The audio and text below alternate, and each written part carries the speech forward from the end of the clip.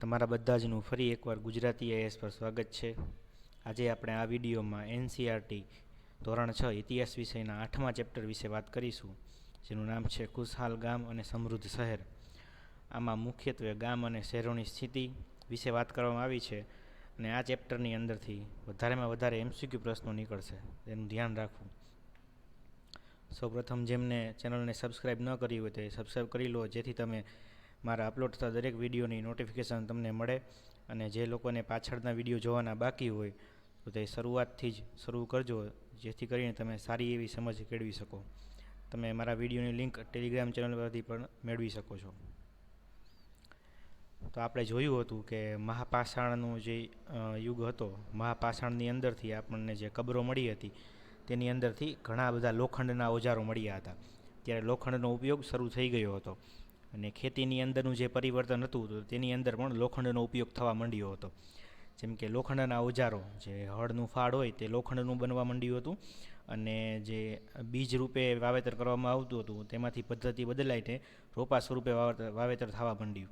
આથી જે ખેતીનું જે ઉત્પાદન હતું તે વધ્યું હતું, જે આપણે પાછળના પ્રકરણમાં જોયું હતું। અને હવે આ જે ચેપ્ટરમાં છે તેની અંદર એક ખેતીના જે ઉત્પાદન વધારવાના જે અન્ય પ્રયાસો હતા, જેમાં કે સિંચાઈ, મુખ્યત્વે સિંચાઈની વ્યવસ્થા કરી હતી। રાજાઓ દ્વારા ખેતીને પ્રોત્સાહન આપવા માટે સિંચાઈની વ્યવસ્થા કરી હતી। એના માટે તેમણે નહેરો, કૂવા, તળાવ અને કૃત્રિમ જળાશયો પણ ખોદાવ્યા હતા। હવે આ કરવાનું કારણ શું, તો આપણે પાછળના પ્રકરણમાં જોયું હતું અને આ પ્રકરણમાં પણ ઉલ્લેખ કરવામાં આવ્યો છે કે તે સમયે ખેતી એ મોટા ભાગના લોકોનો વ્યવસાય હતો અને ખેતીની અંદર ઉત્પાદન વધારે તો જે કર સ્વરૂપે રાજાને જે આવક થાય તે વધારે થાય, અને જેમ જેમ ખેડૂતોની આવક વધે તેમ તે વધારે કર આપે અને વધારે રાજાને આવક થાય। આ માટે રાજાઓ ખેતીને પ્રોત્સાહન આપતા અને ખેતીની જે ઉત્પાદન છે તે વધે તે માટેના પ્રયાસો કરતા। તો આ એક નવો પ્રયાસ હતો, સિંચાઈ માટેની વ્યવસ્થા કરી હતી। આ સમયે ગામડાની અંદર મુખ્યત્વે 3 પ્રકારના લોકો રહેતા હતા। એક તો વધુ જમીનવાળા મોટા જે ખેડૂતો હોય તે, એક નાના ખેડૂતો, મર્યાદિત જમીન જેમની પાસે હોય તે, અને એક જેમની પાસે જમીન જ ન હોય, તે માત્ર મજૂરીનું કામ કરતા હોય। અન્ય જે મોટા જમીનવાળા ખેડૂતો છે તેની અંદર તેના ખેતરોની અંદર માત્ર મજૂરી કરે, તો આવાને જમીન વિહોણા ખેત મજૂર કહેવાય। આજે પણ ગામડાની સ્થિતિ આવીને આવી જ છે, જેની અંદર મોટા ખેડૂતો, નાના ખેડૂતો અને ખેત મજૂરો જ સમાવેશ થાય છે। તો આ દક્ષિણ ભારત અને ઉત્તર ભારતની અંદર આ લોકોને શું કહેવામાં આવતું તેના માટે અલગ અલગ શબ્દોનો વપરાશ થાય છે। તો આ એમસીક્યુની અંદર આ શબ્દો પૂછાઈ શકે। તો દક્ષિણ ભારત, જે મુખ્યત્વે તમિલ ક્ષેત્ર છે, તેની અંદર મોટા ખેડૂતોને વેલલ્લા કહેવાતું, અને જે નાના ખેડૂતો છે જેમની પાસે મર્યાદિત જમીન છે તેઓ ઉણવાર કહેવાતા, અને જેમની પાસે જમીન જ નથી, જે માત્ર મજૂરનું કામ કરે છે, તેઓને કડેસિયાર અથવા તો અદિમય કહેવાતું। અને આવી જ રીતે ઉત્તર ભારતની અંદર જે મોટા ખેડૂતો હતા તેમને ગ્રામ ભોજક કહેવાતું, અને જે આ ગ્રામ ભોજક હોય તે મુખ્યત્વે ગામનો જે પ્રધાન વ્યક્તિ હોય જેની પાસે સૌથી વધારે જમીન હોય તે ગ્રામ ભોજક કહેવાતો। અને જે આ ગ્રામ ભોજકનું પદ હતું તે આનુવંશિક હતું, એટલે ગ્રામ ભોજકનો દીકરો જ ગ્રામ ભોજક બને, કેમ કે ગ્રામ ભોજક જે પ્રધાન હોય તેની વારસાઈની જમીન બધી તેમના દીકરાને મળે, આથી તે પદ આનુવંશિક હતું। અને જ્યારે ગામની અંદરથી કર ઉઘરાવવાનો હોય તો રાજા મોટા ભાગે આ જે ગ્રામ ભોજક હોય તેમને જ કર ઉઘરાવવાની જવાબદારી આપી દેતો, અને ઘણીવાર આ જ ગ્રામ ભોજક ન્યાયાધીશ અને પોલીસનું કાર્ય કરતો। ગામની અંદર કોઈ ઝઘડા થાય, જે કોઈ અન્ય પ્રશ્નોના હલ કરવાના હોય તો તે ન્યાયાધીશ અને પોલીસનું પણ કામ કરતો। જે સૌથી મોટો ખેડૂત હોય તે ગ્રામ ભોજક કહેવાતો, અને જે નાના મર્યાદિત જમીનવાળા ખેડૂતો ગૃહપતિ તરીકે ઓળખાતા। અને જમીન વિહોણા ખેડૂત મજૂરો માટે કોઈ શબ્દ આપવામાં આવ્યો નથી। પ્રાચીનતમ તમિલ સાહિત્ય જે હતું તે શરૂઆત ક્યારે થઈ, તો આપણને સૌથી પ્રાચીન જે તમિલ સાહિત્ય મળી આવે છે તે સંગમ સાહિત્ય છે। તો એક આપણે આગળના પ્રકરણમાં જોઈશું કે સૌથી દક્ષિણની અંદર તમિલ ક્ષેત્ર છે, ત્યાં 3 એક વંશ થઈ ગયા, ચોલ, ચેરા અને પાંડ્ય। આ સમયે જે વિદ્વાનો હતા તેમને જે સાહિત્યની રચના કરવાના શોખીન હતા તે લોકો એક સભા મળી અને સાહિત્ય જે રચાણું તે સંગમ સાહિત્ય, એટલે કે બધાનો સંગમ થયો અને સંગમ સાહિત્ય તરીકે ઓળખાણું। તો આવા 3 સંગમ થયા। સૌથી પહેલું સંગમ મદુરાઈની અંદર થયું, બીજું કપાટપુરમની અંદર, અને ત્રીજું પાછું મદુરાઈની અંદર. અને આ જે સાહિત્ય રચાણા તે તમિલ ભાષામાં હતા. અને જે સૌથી પહેલી મદુરાઈની અંદર બેઠક મળી હતી તેમના કોઈ સાહિત્યના અંશ હજી સુધી મળ્યા નથી. બીજી જે બેઠક થઈ હતી કપાટપુરમમાં, તેની અંદરથી માત્ર તોલ્કાપિયમ નામનું જે ગ્રંથ છે તમિલ સાહિત્યનો, એ એક જ ગ્રંથ મળી આવ્યો છે. અને ત્રીજી બેઠકની અંદર જે મદુરાઈમાં થઈ હતી તેમાંથી ઈતુ થોકઈ, પટ્ટુ પાતુ અને પતિનેનકિન કાલકુ આ શબ્દો આડાવડા થઈ જાય થોડાક તો તમે બુકમાંથી પણ જોઈ શકો છો. તો આ ત્રણ જે સાહિત્ય હતા તે ત્રીજી બેઠકમાંથી મળ્યા હતા, અને આ બીજી બેઠકની અંદરથી એક જ, અને પહેલી બેઠકની અંદરથી કંઈ મળી આવ્યું નથી. હવે આ અલગ અલગ રીતે ઘણી બધી પરીક્ષાઓમાં પૂછાયેલું છે. GPSC class 1, 2, PI, STI. તો પ્રશ્ન પૂછાય કે પહેલી બેઠકની અંદરથી તોલ્કાપિયમ મળ્યું છે, તો પહેલી બેઠકની અંદરથી એના જે અવશેષોમાંથી કાંઈ મળ્યું નથી, અને તોલ્કાપિયમ છે જે બીજી બેઠકમાંથી મળ્યું છે. તો આ યાદ રાખવું કે કઈ બેઠકમાંથી કયું સાહિત્ય હતું તે કઈ બેઠકમાં રચાયું હતું. તો આ તમિલનું પ્રાચીનતમ સાહિત્યના જે આ છે ગ્રંથો, તે આ 4 ગ્રંથો યાદ રાખવા. અને ઘણીવાર આગળ આપણે આવશું જાતકોનો ઉલ્લેખ આવશે. તો જાતક કોને કહેવાય? તો જાતક એક બૌદ્ધ સાહિત્ય છે. જે બૌદ્ધ ભિક્ષુઓ હતા તે આમ જે ફરતા હતા, લોકોને ઉપદેશ આપતા હતા. તો આવા જે બૌદ્ધ ભિક્ષુઓ છે તેના દ્વારા વાર્તાઓ લખાયેલી હતી, અને વાર્તા સ્વરૂપે લોકોને સંદેશ આપતા અને સાહિત્ય રચતા. તો જે આ બૌદ્ધ ભિક્ષુકો દ્વારા જે વાર્તાઓ લખાયેલી છે તે જાતક તરીકે ઓળખાય, એટલે જાતક કથાઓ કહેવાય. આગળ બૌદ્ધ સાહિત્ય તમે વાંચતા હશો જ્યારે સાહિત્યનું આવશે ચેપ્ટર, ત્યારે જાતકનો ઉલ્લેખ આવશે. તો જાતક શબ્દ યાદ રાખો. હવે આ ચેપ્ટરમાં બીજું બારી ગાઝા, ભરૂચ વિશે વાત કરવામાં આવી છે. તો ભરૂચ આપણે જાણીએ છીએ, અને બારી ગાઝા છે તે ભરૂચનું યુનાની નામ છે. દક્ષિણ ગુજરાત અને જે દક્ષિણ ભારતના જે બંદરો હતા તેના મારફતે વેપાર થતો હતો, અને આ વેપાર મુખ્યત્વે યુરોપના દેશો છે તેમની સાથે થતો હતો. તો જે ભરૂચનું યુનાન લોકો સાથે વેપાર થતો હતો, તો યુનાનીઓએ ભરૂચને બારી ગાઝા કહેતા. તો બારી ગાઝા એટલે આજનું ભરૂચ જ. અને ત્યાંની અંદરથી એક યુનાની નાવિક હતો, તેને એક વિવરણ કરેલું હતું, તે એક પુસ્તક લખ્યું હતું. તેની અંદરથી આપણને એક માહિતી મળે છે કે એક બારી ગાઝા એટલે કે ભરૂચ ત્યારનું પ્રખ્યાત બંદર હતું, અને તેની અંદરથી આયાત અને નિકાસ થતી વસ્તુઓનો ઉલ્લેખ પણ મળે છે. જેમાં આયાત થતી વસ્તુઓમાં મુખ્યત્વે તાંબુ, ટીન, સીસું, પુખરાજ, સોનું, ચાંદી અને દારૂ. જો આ તમામ જે ધાતુઓનો જે આયાત થતી હતી તે કયા પ્રદેશમાંથી થતી હતી તે આગળના પ્રકરણોમાં આપણે જોયું હતું કે તાંબુ છે એ રાજસ્થાનની અંદરથી અથવા તો ઓમાનની અંદરથી મંગાવાતું. જે ટીન છે, જે કાંસુ બનાવવા માટે તાંબાની અંદર વપરાય, તે ઈરાન અને અફઘાનિસ્તાનમાંથી મંગાવાતું. સોનું ચાંદી છે એ કર્ણાટકની અંદરથી મંગાવવામાં આવતું. તો આ બધી વસ્તુઓનો આપણે આગળ ભણી ગયા છીએ. જેમને પણ આગળના વિડીયો ન જોયા હોય તે જોઈ શકે, જેથી તમને સારી રીતે કનેક્ટ કરી શકો. અને પુખરાજ છે એક પથ્થર હોય, 2 જાતના આવે, એક સફેદ અને એક ગુલાબી. તો પાકિસ્તાનની અંદર હાલ ચર્ચામાં છે કે ઘણા જે પહાડો હોય તેમને ખોદીને પુખરાજ કાઢવામાં આવે, અને એક પારદર્શક જેવા પદાર્થો હોય, પથ્થરો હોય, જેમની કિંમત ઘણી જ વધારે હોય. નિકાસ થતી વસ્તુઓ મુખ્યત્વે શું હતું? તો કે હિમાલયની જે ઔષધિઓ હતી તે હાથીના દાંત, કાર્નિલિયન પથ્થર. આપણે જોયું હતું કે કાર્નિલિયન પથ્થરના મણકા મળ્યા હતા, અને સિંધુ ખીણની જે સંસ્કૃતિના લોકો હતા તે આ કાર્નિલિયન પથ્થરના મણકા બનાવતા હતા. આ એક કિંમતી મણકા હતા. સુતરાઉ કાપડ, રેશમ અને અત્તર. તો આ તમામ વસ્તુઓની નિકાસ અહીંથી ભરૂચથી થતી હતી. તે સમયે એક ચલણ શું હતું? તો છાપ સિક્કા, એટલે પંચમાર્ક સિક્કા. આ સિક્કાની ઉપર કંઈ લખેલું ન હોય, અને તે આવી રીતના કોઈ છાપ પાડેલી હોય. જ્યારે ગરમ ધાતુ હોય ત્યારે એની ઉપર આવી છાપ પાડી દેવામાં આવે, એટલે એને છાપ સિક્કાઓ કહેવાય, અથવા તો પંચમાર્ક કોઈન કહેવાય. તો આ ગોળ અથવા ચોરસ હોય. અહીંયા ચોરસ આકાર આપવાની કોશિશ કરી છે, અને આ ગોળ. તો આવા આયાતકાર અથવા તો ગોળ સિક્કાઓ મળ્યા છે, અને મુખ્યત્વે આ સોના અથવા ચાંદીના હતા. અને આ જે સિક્કાઓ હતા એનું ચલણ ઈસુની આરંભિક સદીઓ, વર્ષની શરૂઆત થઈ હતી તે શરૂઆતના વર્ષો સુધી આ જ સિક્કાઓ ચલણમાં રહ્યા હતા. અને આ જે એક મોટી ધાતુની સીટ હોય તેની અંદર આવા સિક્કાઓની છાપ પાડીને પછી આ સિક્કા સ્વરૂપે એને કાપી લેવામાં આવે. તો આવી રીતે આ પંચમાર્ક સિક્કાઓનું બનાવવામાં આવતા, અને આનું ચલણ ચાલતું હતું.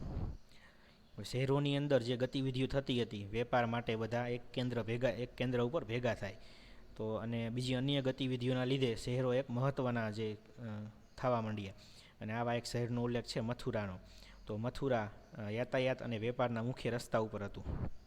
તમે જો આ મથુરા છે અહીંયા, તો એક વેપારનો મુખ્ય રસ્તો હતો, એટલે કે ઉત્તર પશ્ચિમથી પૂર્વ તરફ. આ ઉત્તર પશ્ચિમનો જે ભાગ છે યુનાન મધ્ય એશિયા તરફ જવાનો, તો ઉત્તર પશ્ચિમથી પૂર્વ તરફ જવું હોય તો આ વચ્ચે રસ્તામાં આવે. અને આપણે ઉત્તરથી દક્ષિણ જવું હોય તો ઉત્તરથી દક્ષિણ તરફ જવા માટે પણ રસ્તામાં આવે. એટલે ચારે બાજુથી એક મહત્ત્વનું એક કેન્દ્ર હતું અને ચારે બાજુ જવાના રસ્તાઓ અહીંયા મળતા હતા. આ કારણે પણ એક મહત્ત્વનું શહેર થયું હતું. અને આગળ જતાં મૂર્તિ બનાવવા માટે જ્યારે મંદિરોનો રચનાની શરૂઆત થઈ, મૂર્તિ બનાવવાની શરૂઆત થઈ, તો જે મૂર્તિ બનાવવા માટેનું એક મહત્ત્વનું કેન્દ્ર હતું. આની એક સ્પેશિયલ કળા વિકસી હતી અહીંયા મથુરા સ્ટાઇલ. અને કૃષ્ણ ભક્તિ માટે મહત્ત્વનું કેન્દ્ર હતું. અને આજે પણ મથુરા કૃષ્ણ ભક્તિ માટે મહત્ત્વનું સ્થળ છે. અને આ જ મથુરાની અંદરથી પ્રસ્તર ખડક અને મૂર્તિ પર અભિલેખો મળી આવ્યા છે. અભિલેખ એટલે કોઈ વસ્તુ, કઠોર વસ્તુ ઉપર જે લખાણ લખાયેલું હોય તેને અભિલેખ કહેવાય. તો આવા પ્રસ્તર ખડક અને મૂર્તિ પર લખાયેલા લેખો મળી આવે છે. પ્રસ્તર ખડક એટલે જે બે ટાઈપના, અગ્નિકૃત અને પ્રસ્તર. તો તમે જિયોગ્રાફીમાં ભણી જશો. શિલ્પકાર અને શિલ્પ વિશેની માહિતી છે. તો મુખ્યત્વે જે આ સમયમાં શિલ્પ મળ્યું તે ઉત્તરી કાળા ચમકદાર પાત્ર, એને નોર્ધન બ્લેક પોલિશવેર પણ કહેવામાં આવે છે. આ એક પાત્ર હતું જે ઉપમહાદ્વીપ હતો, ભારતીય ઉપમહાદ્વીપ, તેના ઉત્તરના ભાગમાંથી મુખ્યત્વે મળી આવ્યું હતું. એટલે જ તેનું નામ ઉત્તરી કાળા ચમકદાર પાત્ર છે. અને આ માટીના વાસણોને કેવી રીતે બનાવતા? તો કુંભાર આ માટીના વાસણો હોય તેમને ભઠ્ઠીમાં ઉચ્ચ તાપમાને રાખે, જેથી તેમની જે બહારની સપાટી હોય તે બળીને કાળી થઈ જાય. અને તેને ચમક આપવા માટે એવો લેપ લગાવતા, જેથી તેઓ શીશા જેવા ચમકદાર થઈ જાય. તો આવા મોટા ભાગના જે ઉત્તરની અંદરથી આવા પાત્રો મળી આવ્યા છે. અને શ્રેણી, તો શ્રેણીનો પણ પ્રશ્ન પૂછાય કે શ્રેણી કોને કહેવાતી અથવા શેના માટે ઉપયોગ થતો શબ્દ? તો આ સમયના જે શિલ્પકારો હતા અને જે વેપારીઓ હતા તેમનું સંગઠન હતું. આજે પણ જોઈએ આપણે કે ગમે એ ધંધાવાળા વ્યક્તિ હોય તો પોતાનું સંગઠન બનાવી રાખે. સરકારી જે અધિકારીઓ હોય તેનું સંગઠન હોય, વેપારીઓનું સંગઠન હોય, બધા વ્યક્તિઓ પોતાનું સંગઠન બનાવી રાખે. તો આવી રીતે શિલ્પકારો અને વેપારીઓએ પોતાના સંગઠનો બનાવ્યા હતા. અને આ જ સંગઠનો હતા તેને શ્રેણી તરીકે ઓળખવામાં આવતા. તો આ સંગઠનોનું કામ શું હતું? જે શિલ્પકારો હોય તે પ્રશિક્ષણ આપવાનું, કાચો માલ ઉપલબ્ધ કરાવવાનો અને તૈયાર માલનું વિતરણ કરાવવાનું. તો આ જે કામો હતા તે શિલ્પકારોના હતા. અને વેપારીઓ હતા તો તે વેપારનું સંચાલન કરતા હતા. અને જે આ શ્રેણીઓ હતી, જે સંગઠન મોટું થઈ જાય, વધારે કમાવા લાગે, ત્યારે બેન્કોનું પણ કામ કરતા. તેઓ એ લોકોને ધિરાણ આપે અને જે તેને ફાયદો થાય તેમાંથી જે શેર મળે ડિવિડન્ડ સ્વરૂપે પોતે પાછા ત્યાં રોકાણકારોને આપતા. અને અમુક જે વધારાની રકમ હોય તે મંદિરો અથવા તો કોઈ સાધુઓને કે ધાર્મિક ક્રિયાવિધિ માટે દાન કરી દેતા હતા. અને કૌટિલ્યનું જે અર્થશાસ્ત્ર હતું તેની અંદરથી કાપડ વણવાના નિયમો વિશેની માહિતી લખેલી છે. કે મુખ્યત્વે સ્ત્રીઓ માટે કે કેવી સ્ત્રીઓ કાપડ વણી શકે અને નિયમો શું. તો તેમાં જણાવવામાં આવ્યું છે કે મુખ્યત્વે જે ઘરડી સ્ત્રીઓ હોય, વિધવા સ્ત્રીઓ હોય કે દાસી તરીકે રાજા પાસે રહેતી હોય, આવી સ્ત્રીઓને કેવા સમયે કાપડ વણી શકે. અને જે સ્ત્રીઓ ઘરની બહાર નીકળવાની મનાઈ હોય તો તેવી સ્ત્રીઓએ દાસ પાસેથી કાચું કાપડ મંગાવવાનું અને વણેલું કાપડ દાસ મારફતે જ પહોંચાડવાનું. તો આવા જે નિયમો હતા તેની અંદર લખેલા છે. અને એવા નિયમો પણ છે કે જ્યારે જે સ્ત્રીઓ બહાર જઈ શકતી હતી તો આ સ્ત્રીઓએ કાપડ વેચવા માટે દિવસ દરમિયાન જ જવું, જેથી કરીને સારા પ્રકાશમાં કાપડની ગુણવત્તાનું માપ થઈ શકે. અને જો કાપડ લેવાવાળો વેપારી જો આ સ્ત્રીની સાથે કોઈ દુર્વ્યવહાર કરે તો તેમને સજા થતી. અને જો સ્ત્રી તરફથી કાપડની ગુણવત્તામાં કોઈ છેડછાડ કરવામાં આવ્યો હોય તો સ્ત્રીઓના અંગૂઠા પણ કાપી દેવામાં આવતા. તો આવા જે નિયમો છે કાપડ વણવાના, તે અર્થશાસ્ત્રની અંદર ઉલ્લેખ છે તેનો. અરિકા મેળું, પોડુકા, દક્ષિણ ભારતની અંદર એક અરિકા મેળું એક બંદર છે. અહીંયા આવેલું છે અરિકા મેળું. અને તેમનું જે રોમન નામ હતું તે પોડુકા હતું. અને આ જે અરિકા મેળુનો જે પોડુકા કહેવાતું, તો રોમન સામ્રાજ્યની સાથે સૌથી વધારે વેપાર થતો હતો. તો આ એક બંદર હતું અને તેનો મુખ્ય વેપાર રોમન સામ્રાજ્ય સાથે હતો. અને અહીંથી આ સમયનું એક ઈંટોનું માળખું મળી આવ્યું છે જે ગોદામ તરીકે વપરાતું હશે એવું અનુમાન છે. અને ભૂમધ્ય સમુદ્રી ક્ષેત્ર જે છે આપણી ભારત જે દેશ છે તેની ઉત્તર પશ્ચિમ દિશામાં આગળ જઈએ તો અને યુરોપની વચ્ચે જે ભૂમધ્ય સમુદ્ર આવે તો આ ક્ષેત્રની અંદર અમ્ફોરા જેવા પાત્ર વપરાતા, જેની અંદર દારૂ અને તેલ જેવા તરલ પદાર્થો ભરી શકાય, કુંજા જેવું હોય. તો આ અમ્ફોરા પાત્ર છે જે મુખ્યત્વે ભૂમધ્ય સમુદ્રની ક્ષેત્રની અંદર વપરાતા હતા. તો આવા પાત્રો પણ અહીંથી મળી આવ્યા છે, જે એ વાતની ગવાહી આપે છે કે રોમન સામ્રાજ્ય એટલે કે તે સમયના રોમન સામ્રાજ્ય સાથે સારો એવો વેપાર હતો. અને આ પાત્રની ખાસિયત એ હતી કે તે બંને બાજુ તેમના પકડવા માટેના જે હેન્ડલ હતા, એટલે કુંજો તમે ધારી શકો. અને એરેટાઇન પાત્ર પણ મળી આવ્યા છે. એરેટાઇન એક ઇટલીનું શહેર છે. તો આને જે એરેટાઇન ઇટલીનું શહેર છે તેની મુહરવાળા લાલ ચમકદાર પાત્ર મળી આવે છે. તો આવી મુહરવાળા જે પાત્ર મળી આવ્યા છે એટલે એને એરેટાઇન પાત્ર કહ્યું. તો આવા પાત્ર પણ મળ્યા છે. અને રોમન લેપ, શીશાના વાસણ, રત્ન અને મણકા, આવું બધું મળે છે ત્યાંથી. તો આ અમ્ફોરા પાત્ર અને એરેટાઇન પાત્ર મહત્ત્વના પ્રશ્નો બની શકે કે કઈ જગ્યાએથી મળ્યા છે. તો અરિકા મેડુ એક યાદ રાખવું, અને તેનું રોમન નામ છે પોડુકા. અને આગળ જોઈશું કે જ્યારે ભારતીય ઉપમહાદ્વીપના જે બંદરો હતા તેની વ્યાપાર મુખ્યત્વે યુરોપના દેશો સાથે હતો. ગ્રીક રોમન સામ્રાજ્ય છે ગ્રીક. તો જ્યારે આ બધી સામ્રાજ્યની પડતી થઈ, આ સમયે રોમન સામ્રાજ્ય એક મહત્ત્વનું સામ્રાજ્ય હતું યુરોપની અંદર. તો જ્યારે આ સામ્રાજ્યની પડતી થઈ ત્યાર પછી જે ભારતના અને ગુજરાતની અંદરથી જે ભરૂચનો જે વેપાર થતો હતો તો તે ક્યાં શિફ્ટ થયો? તો આવો પ્રશ્ન ગઈ વખતે 2018ની જીપીએસસીમાં પૂછાયેલો હતો. અને આનો જવાબ છે જે આપણે દેશો છે મલેશિયાના, ઇન્ડોનેશિયાના તે તરફ, એટલે કે દક્ષિણ પૂર્વની અંદરના દેશો છે તેની સાથે વેપાર વધવા લાગ્યો. એટલે યુરોપની અંદરથી આ રોમન સામ્રાજ્યની પડતી થઈ પછી આપણે જે ભારત દેશ છે તે દક્ષિણ પૂર્વની અંદરના જે દેશો છે તેની સાથેનો વેપાર વધ્યો હતો. આમાંથી મુખ્યત્વે તો પ્રશ્નો તો એમસીક્યુ પ્રશ્નો જ બની શકે, જેમ કે શબ્દો વિશે તમને પૂછી શકે કે ગ્રામભોજક શું હતો, એનું પદ, અથવા તો જે પદનું આખું એક વાક્ય બનાવે અને આના માટે કયો શબ્દ વપરાતો એવું પણ પૂછી શકે. જાતક વિશે પૂછે, જાતક શું છે, કયા ધર્મનું સાહિત્ય છે, જૈન ધર્મનું કે બૌદ્ધ ધર્મનું. સંગમ સાહિત્યની જે આપણે કૃતિઓ જોઈ, 3 જે બેઠક થઈ, તો કઈ બેઠકમાંથી કઈ કૃતિ મળી આવે છે. તો આના પ્રશ્ન ઘણી વખત પૂછાયા છે. અને મહત્ત્વનો પ્રશ્ન હજી પણ છે, આયાત નિકાસની વસ્તુઓ પૂછાય. આગળના ચેપ્ટરમાં આપણે જોયું હતું કે ક્યાંથી કઈ વસ્તુ આયાત થતી, કયું ધાતુ આયાત થતું. અને શ્રેણી વિશે પ્રશ્ન પૂછાય કે શ્રેણી કોને કહેવાતી, તેનું મુખ્ય કામ શું હતું. અરિકા મેળુ વિશે પ્રશ્ન પૂછે કે અહીંથી જે મુખ્ય વેપાર કોની સાથે હતો, તો રોમન સામ્રાજ્ય સાથે. અને જે પાત્રો મળી આવ્યા છે તો એરેટાઇન પાત્ર અથવા તો અમ્ફોરા પાત્ર, તો આના પણ વિશે પ્રશ્ન પૂછે.